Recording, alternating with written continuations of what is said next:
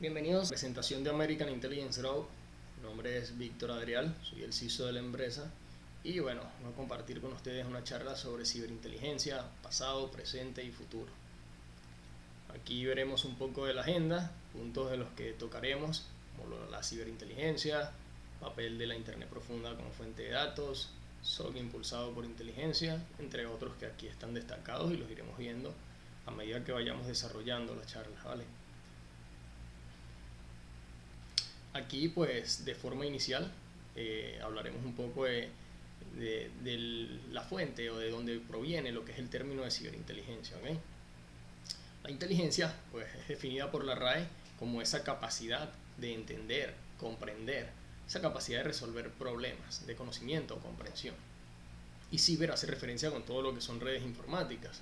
Entonces allí tenemos que una mezcla de dos términos que traspolan lo que es la inteligencia, que viene de todo el área militar, hacia lo que es el mundo del ciberespacio. Tenemos una máxima aquí expresada que es si vis pacem para bellum, lo que en español significa si quieres paz, prepárate para la guerra. Pues como indiqué ya, esto es una máxima en temas de inteligencia. Aquí bueno, podemos observar un esquema donde nos damos cuenta que tenemos aquí una cantidad de datos, ¿okay? Datos en crudo, que se convierten en información al poder evaluarlos ya, que luego con esto puedes obtener algún conocimiento sobre ellos, como la relación que hay entre ellos, para luego tener una visión de posibles puntos a nivel de concatenación y luego la sabiduría ya de que algo está relacionado entre esos dos puntos. Entonces digamos que este viene siendo un proceso en el que nos damos cuenta que solo dos puntos y la relación entre ellos fueron los relevantes de toda una laguna de datos que había en un inicio. Aquí para continuar, regálenme un segundo, acomodo la posición de la cámara. Pues tenemos el flujo en el proceso de ciberinteligencia o el ciclo de vida del proceso. ¿Okay? Primero, pues tenemos aquí las necesidades como tal, que es la dirección, o sea, es lo que se quiere recabar, hacia dónde apunta esta investigación que vamos a realizar. Es un punto muy importante a tocar y pues es quien definirá como tal cuál será el proceso a realizar o él le dará inicio como tal a este proceso de investigación, a lo que sería la recopilación de datos y el procesamiento, la generación de inteligencia y todo lo demás. ¿Okay? Es un proceso que pues es básico, pero debe estar muy bien definido. Por otro lado tenemos la fase de obtención. En esta fase pues, nos valemos de fuentes, nos valemos de herramientas, nos valemos de subprocesos, pero es donde recopilamos toda la información necesaria para lo que es la determinación de ciertos tipos de datos que no sean fiables o importantes para nuestra organización. El procesamiento, una de las fases más importantes, donde segmentas, organizas, clasificas taxonómicamente información para poder luego con esto generar análisis de una forma más adecuada, algo más comprensible para los analistas. Ahí está el proceso de análisis, que tanto como el de procesamiento puede valerse de herramientas y subprocesos para ejecutar estas tareas. ¿Okay? Como último, pues la difusión, el punto digamos que sencillo pero importante, la forma, los tiempos que se demora como tal el equipo, el analista en entregar esa información, si está llegando o no de forma oportuna. Esto inmiscuye lo que es el feedback, ¿okay? Digamos que hay una retroalimentación que pues será la que dirá cuál será la nueva dirección o las nuevas necesidades para continuar como tal con ese proceso de investigación. Aquí tenemos una pirámide referencial donde podemos ver calidad versus cantidad como tal a nivel de los datos, ¿okay? Y bueno, esto nos da un enfoque o una idea un poco más clara de lo que es la inteligencia generada en base a las fuentes de datos como tal que habían disponibles. Podemos ver que la diferencia es bastante grande, ¿no?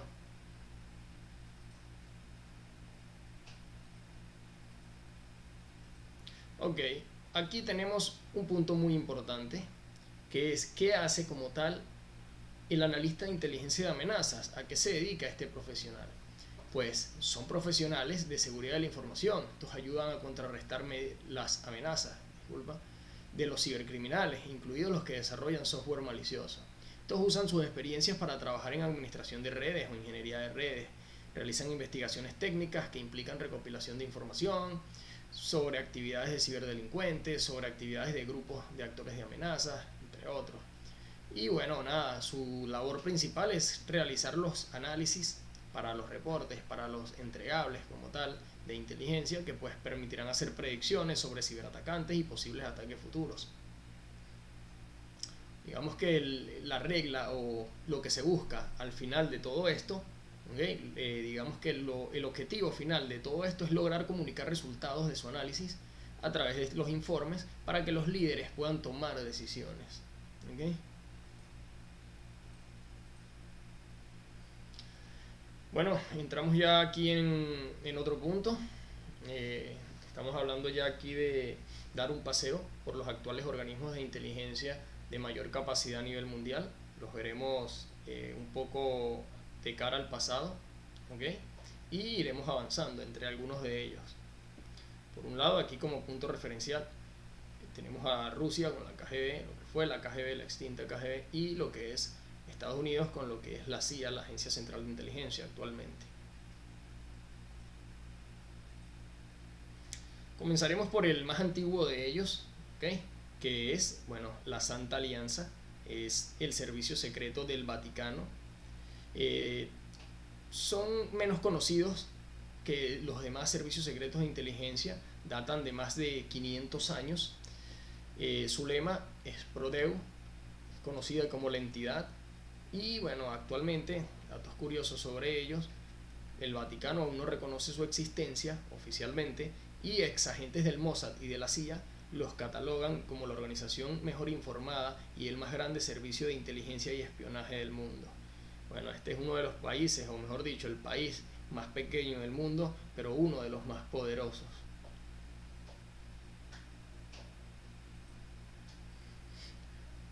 Por otro lado, tenemos aquí lo que fue el preorigen de las fake news, ¿okay? USA y la Unión Soviética durante la Guerra Fría.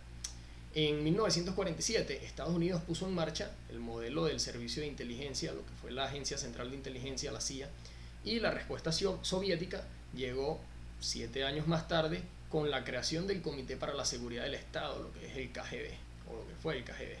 Bueno, información, contrainformación, información falsa por ambos bandos. Esto fue utilizado como arma por más de 40 años, durante todo el periodo de la Guerra Fría, hasta el 91, donde se desintegró lo que fue la Unión Soviética y el KGB quedaría disuelto, pues en teoría. Aquí entrando en materia, pues tenemos la CIA como primer punto, estando aquí en el continente americano. Bueno, esta se creó en 1947, como ya les mencioné, es conocida como la agencia, su lema, y conoceréis la verdad, y la verdad os hará libres. Esto participó activamente en lo que fue la Guerra Fría y su propósito inicial fue evitar la expansión del comunismo, pero entre otros cometidos se destacan el contraterrorismo, la contrainteligencia, la ciberinteligencia, evitar la proliferación de armas nucleares y en suma pues la protección de los intereses de Estados Unidos en el exterior. El FBI, aquí bueno, algunos podrán decirme que no debería estar aquí porque no es un organismo, no es un servicio secreto de inteligencia, sin embargo, solo hay que ver el poder que tiene esta agencia para pues darse cuenta que juega un papel fundamental dentro de todo esto, ¿no? Mira, fue fundada en 1908, son conocidos como los federales, su lema, valentía, fidelidad, valentía e integridad. Esto nació como tal, como un ente de recopilación de información, ¿okay? Él mismo acumuló tanto poder, ¿okay?, a nivel de datos, a nivel de información, que su presidente o director, mejor dicho, John Edgar Hoover, fue director desde 1924 hasta 1972, sobreviviendo a 8 presidencias durante sus 48 años. Esto quiere decir, o esto denota, mejor dicho, el nivel de poder, a nivel de información que él manejaba para poder pasar de un presidente a otro sin problema alguno. Esto, bueno, digamos que es lo que hace que se encuentre dentro de esta lista de servicios, ¿no? Por otro lado tenemos la NSA, la Agencia Nacional de Seguridad, también americana. Esta fue creada en 1952 por el presidente Harry Truman Está encargada de lo que es la información interior, exterior, privada, pública, así como el desarrollo de tecnologías y programas para conseguir, analizar, almacenar esa información o proteger la propia. Tienen su sede en Maryland y se les conoce como los Truman Boys. Su lema: todo es posible, lo imposible solo nos lleva más tiempo. Saliendo ya de allí y yéndonos hacia Europa, tenemos al MI5 y al MI6 de lo que es la inteligencia del Reino Unido. ¿Okay? El MI5 se encarga de toda la seguridad interior, el MI6 de toda la exterior. Son conocidos también como el CIS. A ellos se les conoce como la sede. Su lema: siempre ocultos en el servicio secreto de su majestad. Y bueno, su existencia no se reconoció hasta 1994. Su sede está ubicada en Londres. El DGCE y DGCI, estamos ahora en Francia. ¿Okay? Su lema: en todo lugar donde necesidad hace ley. Sí, creo que esto no suena muy coherente, es la traducción al español, así que imagino que a eso se debe, ¿no? Esta fue creada en 1982, es dependiente del Ministerio de Defensa francés. Su origen se sitúa en 1871, este era el servicio de información del ejército francés. Existen otras 7 agencias francesas, por ejemplo el BRGE, que es la Brigada de Inteligencia y Guerra Electrónica, y otras pues para ya temas específicos militares. Llegamos ahora a España. ¿Okay? España, pues el CNI español es conocido como la Casa, tiene sus precursores como lo son el CSIC, el CSET, el CIAM. ¿Okay? Esto se dividía anteriormente en 3 secciones: la militar, la económica y la de información. Desde 1930 hubo hasta 7 servicios diversos de información en España. La mayoría ya están extintos desde el 75, algunos existentes, pero eso ya es otro tema que no abordaremos en esta charla. Por otro lado, tenemos aquí al Mossad, ¿okay? Lo que es el Instituto de Inteligencia y Operaciones Especiales israelí. ¿Vale? Dicho país pues sirve de puente a 3 continentes: a Europa, Asia y África. Israel está situado en el Medio Oriente, a lo largo del mar Mediterráneo, y limita con el Líbano, con Siria, Jordania y Egipto. Son conocidos como el Instituto. Su lema: por la vía del engaño harás la guerra, y en la abundancia de consejeros está la victoria. Este fue creado en 1949. Ahora, de temas de inteligencia interior y contraespionaje, pues se encarga el Shabak o GSS. Aquí continuamos con algo muy peculiar, algo que pues todos conocemos, están por todas partes del mundo, y es el MSS, el Ministerio de Seguridad del Estado chino. ¿Okay? Esto fue creado en 1983, hasta el 94 fue que se reconoció su existencia, al menos el total de sus 11 divisiones. Su lema: defensa persistente, intimidación efectiva. La sede está ubicada en Beijing y los precursores de ellos pues datan de 1949, era el Departamento Central de Asuntos Sociales. Y bueno, ya para cerrar tenemos al macro, digamos que a uno de los más grandes de todos, que es lo que era antiguamente la KGB. ¿Okay? Voy a mover por aquí la ventana de transmisión para que se puedan ver los emblemas. Y bueno, seguimos. Su lema: espionaje, patria y honor. Son conocidos como el Centro. Y bueno, lo que es el FSB y el SBR fueron creados en el 93, luego de lo que fue la disolución del periodo de la KGB del 54 al 91. ¿Okay? Bueno, por ese lado tenemos esa información que compartir. Y bueno, con relación ya a las organizaciones, pues para desarrollar operaciones en lo que es la Federación Rusa, las 4 más importantes fueron o son el FSB, que es el Servicio Federal de Seguridad, el Servicio de Inteligencia Exterior, que es el SBR, el Servicio de Protección Federal, que es la FSO, y el Servicio de Inteligencia Militar, que es el GRU. Bueno, mientras que los 3 primeros fueron creados a partir de los restos de la KGB y responden directamente al presidente ruso, el GRU está subordinado al Ministerio de Defensa. Este Servicio de Seguridad Federal es la mayor organización como tal, con unos 270.000 empleados. Se centra en lo que es la seguridad del Estado a través de actividades relacionadas con la aplicación de la ley y la contrainteligencia. ¿Okay? La ley del 95 sobre búsqueda y captura operativa, ella autoriza a lo que es el FSB a llevar a cabo actividades de vigilancia en Internet. escuchas telefónicas, aperturas de correos privados. La ley también le da permisología como tal a ellos de entrar a una residencia sin necesidad de autorización de un juez. ¿Okay? El FCB también pues heredó lo que era la dirección del servicio A de la KGB y con ella las responsabilidades de ejecuciones de engaño bajo el nombre de medidas activas de la época de la Guerra Fría. Este instituto o esta organización coordina la difusión de información falsa principalmente a través de los medios de comunicación e internet, con el objetivo de influir en lo que es la población de los adversarios de Rusia. Por otro lado está el Servicio de Inteligencia Exterior, el SBR, que se encarga de recopilar inteligencia extranjera en temas de economía, tecnología, defensa. Esto es para apoyar la toma de decisiones a nivel estatal. Aunque bueno, esta organización cuenta con 11.800 personas, pero está centrada principalmente en lo que es la inteligencia humana. También posee la capacidad de realizar inteligencia de señales, escuchas telefónicas, tanto en líneas fijas como móviles. Por otro lado, pues tenemos aquí el FSO, que es el Servicio de Protección Federal. ¿Okay? Este dispone aproximadamente de unos 20.000 empleados y es responsable de apoyar las comunicaciones de alto nivel mediante la ejecución de inteligencia de señales estratégicas. Lleva a cabo vigilancia digital en Internet, comunicaciones fijas e inalámbricas, hasta incluso satelitales.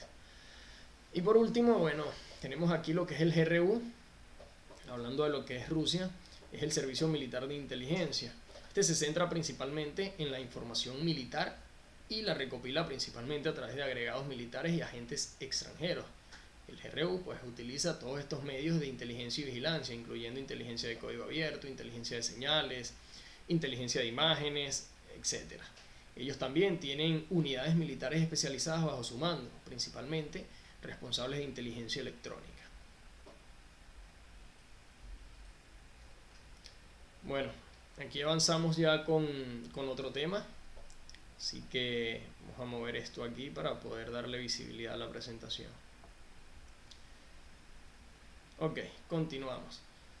Entramos con lo que son las fuentes de datos de información pública y el desbordamiento de información personal en Internet. ¿Okay? Es un tema muy importante porque hay algo que caracteriza actualmente a nuestra sociedad y es la cantidad de información de todo tipo que esta misma produce. La información que además tiene diversidad de orígenes como nunca antes visto. Hoy en día pues los datos fluyen a través de medios tradicionales como comunicación clásica, radio, televisión, prensa y también de medios en línea ahora, que son redes sociales, blogs, páginas web, grupos de mensajería de aplicaciones móviles y entre otras cosas. La relatividad de la facilidad de acceso que esto otorgó es demasiado grande, ya que no se compara con nada semejante en el pasado. ¿Okay? Actualmente, cualquiera de nosotros podría seguir un conflicto bélico independientemente de la zona en que ésta se encuentre o en cualquier sitio pues, que esté ubicado. ¿Okay?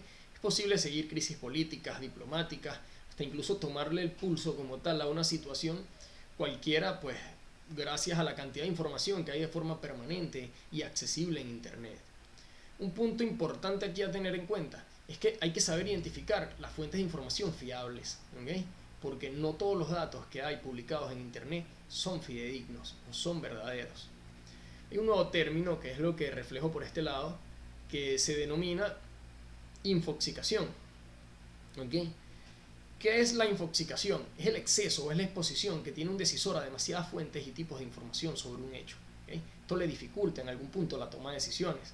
Este exceso de información recibida puede dar lugar a que la persona no sea capaz de tomar una buena decisión. ¿Okay? Se convierte en un factor determinante porque digamos que está abrumado de datos. A mediados de los 70 se llegó a la conclusión de que el aumento del volumen informativo mejora la calidad de la toma de decisiones, pero que empeora si se excede. Esto pone en relieve la existencia de una frontera natural para lo que es el cerebro humano. Hay una metodología completa para toda esta materia que se puede explotar, y es la metodología de OSINT, ¿okay? Para fuentes abiertas. No es una herramienta, esto es una metodología, aunque suelan algunas personas confundirlo aún. Hay técnicas como tal, a nivel de OSINT, para lo que es obtención de datos, análisis y procesamiento de la misma. Vamos a ver aquí algunas herramientas recomendadas.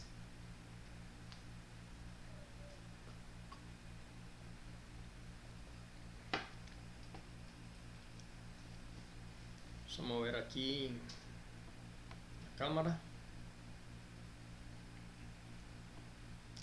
Y continuamos. Bueno, aquí tenemos algunas de ellas, ¿ok? Para lo que es investigaciones, recopilación de información, de perfiles de usuario y otro tipo.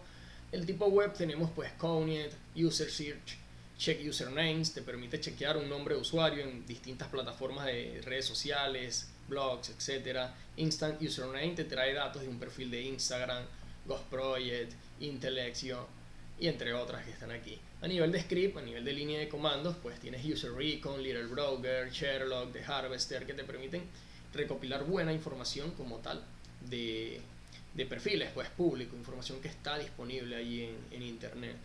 Y por último, pues las más robustas, que vienen siendo las aplicaciones como tal, ¿ok? Aplicaciones como Maltego, una suite muy robusta para lo que es recopilación de datos.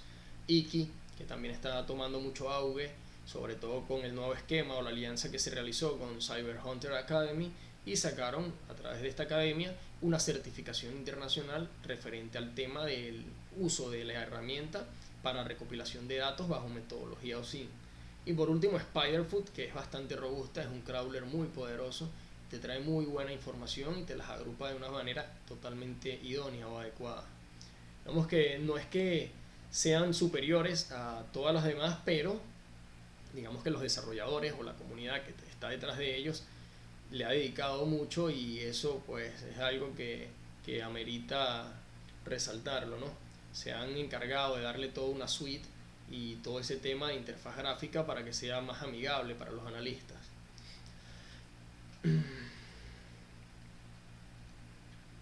Bueno, aquí ya entramos en otra materia, lo que es el papel de la Internet profunda como fuente de datos, ¿ok?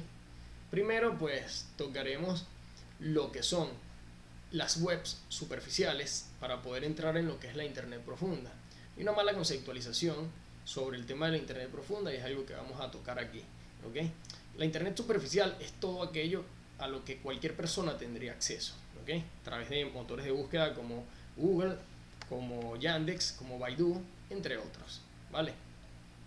Es toda la información, perfiles, redes sociales, todo esto que está allí de forma pública, que simplemente con buscarlo por una palabra clave te va a arrojar datos sobre ese tipo de cosas. Ahora, la Internet profunda, entonces, ¿qué es? Pues la Internet profunda es cualquier cosa que no sea indexable como tal por los buscadores. No está relacionado totalmente a los criminales ni a grupos terroristas, no.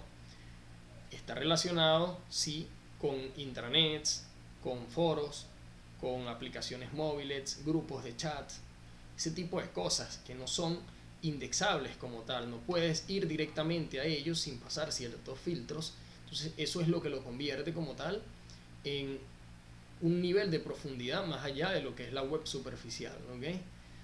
Ahora, bajo ese esquema no podemos, digamos, decir simplemente esto y dejarlo hasta allí, ¿okay? Si hay una capa o si hay un área, unas redes donde operan, mejor dicho, entidades o personas bajo anonimato, bajo alto anonimato, corporaciones y todo este tipo de cosas que se dedican a actos ilícitos como tal. Y eso ya son redes de baja latencia. Ahí es donde vemos lo que arrojamos por este lado aquí como Tor Project y 2P, ¿okay? Tenemos otras como Freenet, Zeronet, un poco menos populares, pero siguen siendo parte de ellas. Y bueno, nada, son redes de baja latencia donde las personas gozan de anonimato en un, ¿qué te digo yo?, 90%, ya que es una mitología decir que son 100% anónimas. Estaríamos cayendo en un error si asumimos esto, ¿no? Ya va a depender de las capas de seguridad o los niveles, las capas a nivel de anonimato que le coloques para poder ocultar tu identidad, para decir que tienes una mayor o un mayor nivel de anonimato. Sin embargo, nunca estarás a un 100%, porque al final siempre estás entregando los datos de alguna forma a un tercero para ir a internet. Que en estas redes es o no es posible, que si instalas un Tor no lo es porque es una red de baja latencia y todo esto, sí, pero al final como operador con nodos y bridges. ¿Qué son los nodos y bridges? Bueno, los nodos netamente son los puentes que utilizas para salir a la red Tor, ¿ok? Son tres nodos, se compone de tres nodos: un nodo de entrada, donde haces la primera petición, un nodo intermedio y un nodo de salida, que es el que te lleva como tal al servicio que vas a visitar. Ahora, ¿qué pasa? Que estos nodos suelen estar censurados en la mayoría de los países, y por eso nace lo que son los bridges. Son nodos customizados, personalizados, y que tú mismo puedes construir el puente completo utilizando distintos bridges. Entonces los generas y los utilizas como tal. Eso te puede dar, digamos, cierto nivel más de anonimato si sabes concatenar nodos, porque si concatenas nodos entre Rusia como nodo de entrada, Israel como nodo intermedio y Estados Unidos como nodo de salida, estamos hablando de que tendrás allí todo un tema de legislación en caso de una investigación sobre tu conexión como tal. Claro, esto no solo está enfocado a lo que son delincuentes, ¿no? Esto lo digo de esta forma porque hay muchos investigadores de este tema, de esta materia, que se dedican a esto, a investigar cibercriminales, terroristas, que son agentes de servicios policiales, servicios de investigación y todo este tema. Entonces ellos deben gozar de un buen anonimato para realizar sus investigaciones, porque puede verse comprometida su integridad, su salud, su vida, si un grupo de terroristas sabe que esta persona les está siguiendo el paso. Para ellos pues no es nada el poder, digamos, amedrentar o amenazar a una persona que pues está realizando este tipo de investigación. Bueno, por este lado continuamos con el tema de los servicios, algunos servicios a nivel de Tor Status para ver métricas como tal de la red actualmente. Métricas Tor también te permite ver métricas sobre ello. El Tor Map te hace un mapeo de lo que es la red Tor, y el Dark Map de Imperium Gray te permite ver una gráfica de los servicios actuales y activos de lo que es la red Onion, ¿okay? Son, digamos, métricas que puedes acceder a ellos a través de la internet superficial sin ningún problema. No vas a tener acceso a los sitios, pero sí vas a poder visualizar métricas referente a ellos. Aquí entramos con otro punto, que es cómo una unidad de Cyber Threat Intelligence puede apoyar directamente a los equipos de SOC, CSIRT e infraestructura, ¿okay? Primer punto, ¿cuál es la relevancia de esto? Pues es un enfoque que aporta información a la organización. Esta la puede utilizar para entender las amenazas cibernéticas que son del pasado, que vendrán en un futuro o que se dirigen actualmente a la organización. Esto permite proactividad en lo que es la protección de los recursos. Se puede utilizar en lo que es toma de decisiones como tal, ¿okay? Estas labores de recolección, análisis de datos, pues ha apoyado o ha ayudado a lo que es responder mejor a las amenazas, y pues permite hacerle un seguimiento, por otro lado, a lo que son datos sensibles de la organización que pueden haberse exfiltrado, o ubicar grupos de actores de amenazas maliciosos que atenten o puedan atentar contra la empresa, ¿okay? Ahora, aquí tenemos tres tipos de inteligencia: estratégica, táctica y operacional. A ver, me fui aquí en la presentación. Okay. Viéndolos desde un enfoque de analistas de inteligencia de amenazas, pues la estratégica le dice a los analistas el cómo las políticas exteriores, eventos globales, pueden afectar la seguridad cibernética de una empresa o hasta de una nación.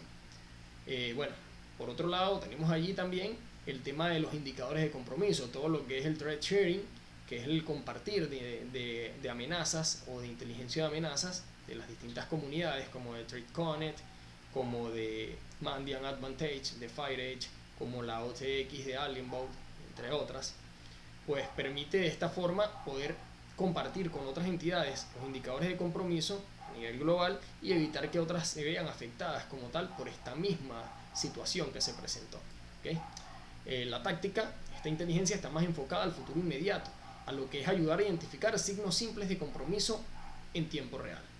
Y la operacional pues se define en que todo ataque tiene un quién, un por qué y un cómo, ¿okay? Esto se refiere a las TTPs que emplea el atacante. Esto proporciona contexto, y el contexto genera información sobre cómo los atacantes están planeando conducir o sostener sus campañas de ataques. Bueno, ahora entrando ya en materia, para los equipos de infraestructura, ¿cómo los apoya? Proporcionando información clave. ¿Para qué? Para lo que es la mejora de los procesos, de las tecnologías de seguridad implementadas, ¿okay? Permite crear anticipadamente nuevas reglas y casos de uso, y permite también mantener un buen filtro a nivel de blacklist de lo que son IPs maliciosas en los bordes perimetrales, firewalls o tecnologías que tengan que permitan hacer este filtrado. Para los Security Operations Center, digamos que siendo un poco puntuales, pues apoyan a determinar falsos positivos, a acelerar la obtención de triajes y simplifican el análisis de los incidentes de seguridad.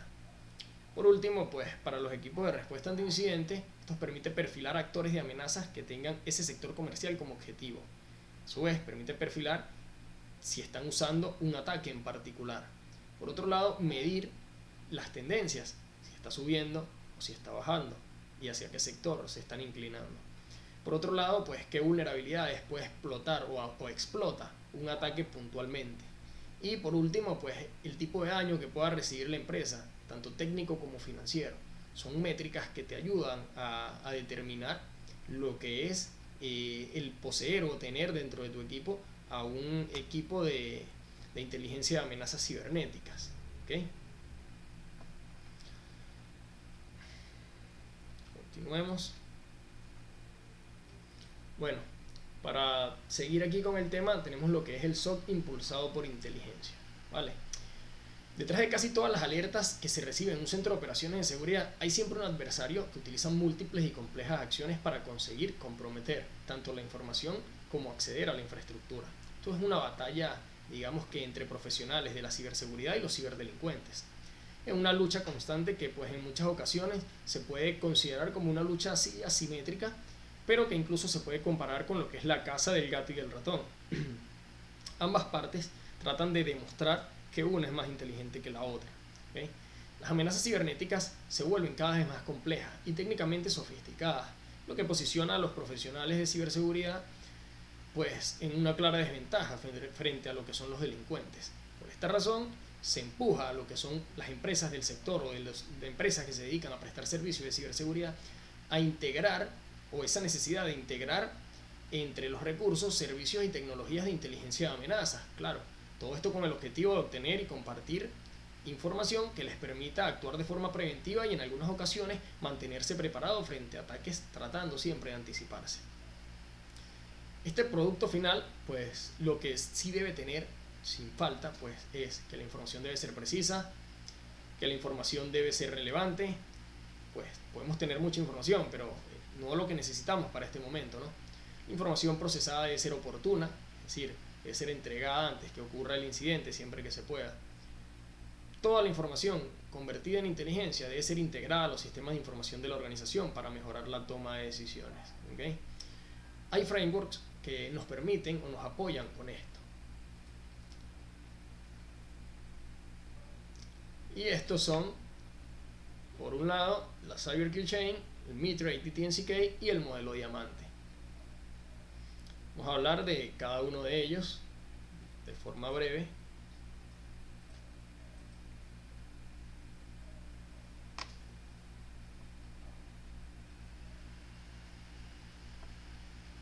¿Vale? Seguimos. Bueno, empezaremos de derecha a izquierda.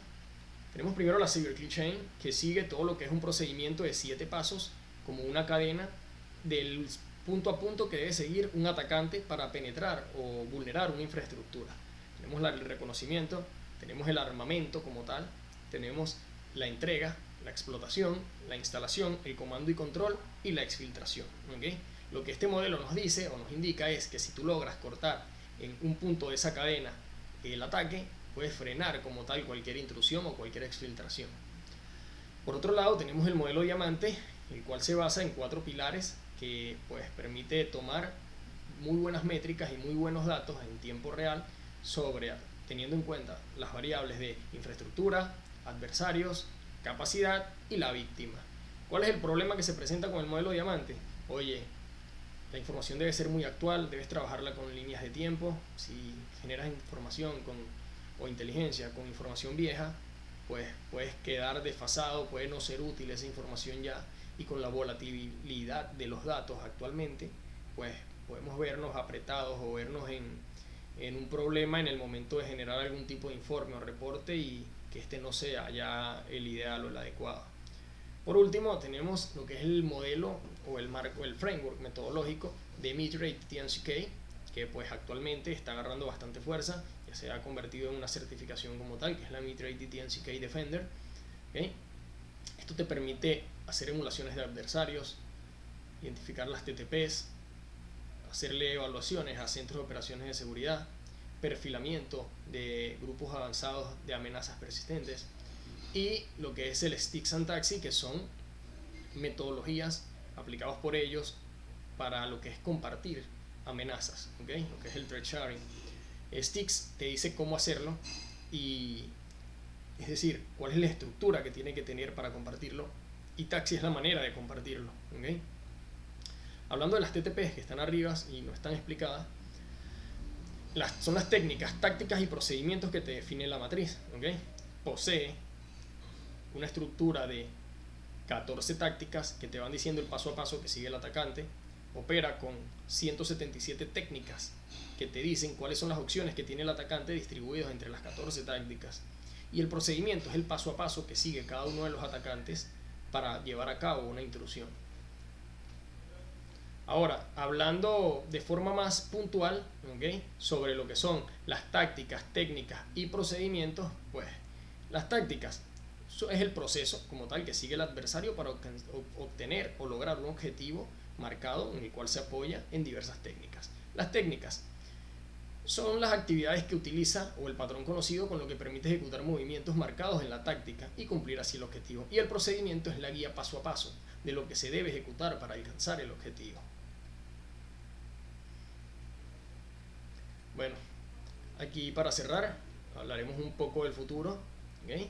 Tenemos por aquí un enfoque inicial que es, digamos, hay que resaltarlo porque él contribuye a lo que es la explicación de los demás, ¿okay?, que es la computación cuántica, ¿okay? Esto va a convertirse en todo un problema para la gente del área de criptografía por el poder de procesamiento que tendrá, pero bueno, eso es ya tema de otra charla, ¿no? Sin embargo, pues es un auge, es algo muy bueno que viene a futuro y será esa capacidad de poder de cómputo que tendremos en esos ordenadores cuánticos, y esto es algo que muchos esperamos con ansias poder ver. Por otro lado, tenemos el tema de Machine Learning, el aprendizaje de las máquinas, que pues gracias a lo que será la computación cuántica, el nivel con el que se hace actualmente quedará totalmente desfasado por el poder de cómputo que esto le viene a proporcionar. Asimismo, para preparar que a través de Machine Learning redes neuronales, ¿okay?, totalmente funcionales, totalmente operativas. Esto pues apoyando ¿qué? Temas de inteligencia artificial, ¿okay?, que viene siendo el enfoque a futuro. ¿Qué es lo que se prevé? Poder entregarle a la IA como tal las tareas que ahora realizan los analistas y que son cosas que consumen mucho tiempo, que son temas de obtención, de procesamiento, cosas que una IA podría hacer de forma mucho más fácil, mucho más organizada y en un menor tiempo, dándole el espacio a los analistas, tanto de ciberinteligencia como de ciberseguridad, de tomar ese tiempo para invertirlo en cosas un poco más productivas, como temas estratégicos, tomas de decisiones y ese tipo de cosas, ¿okay? Así que ese es, digamos, un muy buen enfoque a nivel de ciberseguridad que aportará en el futuro lo que es la inteligencia artificial. Y por último, pues lo que son los smart cities, ciudades inteligentes con todo lo que es el internet de las cosas y todo ese auge, serán un factor clave.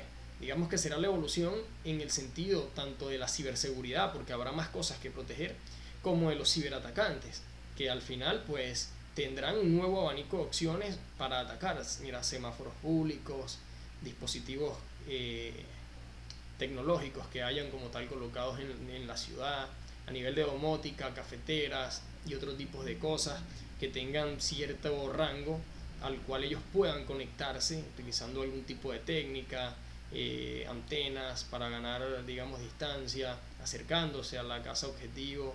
Entonces son muchos temas que pues a futuro se ve que habrá que trabajar, que habrá bastante campo a cubrir a nivel de lo que es todo este sector o este medio de la que es la ciberseguridad, pero que bueno, estaremos preparados en la mayor medida posible para esto, ¿okay? Bueno, yo ya estoy cerrando aquí lo que es mi presentación del tema de inteligencia artificial. El siguiente ponente va a hablarles un poco, así que doy espacio para que ya podamos avanzar. Bueno, sin más nada ya que decir, gracias por escucharlo, por asistir, por ver la presentación como tal. Estamos aquí para servirles, cualquier cosa, recuerden que estamos en el stand virtual, así que pues nada, hasta luego y muchas gracias por su tiempo.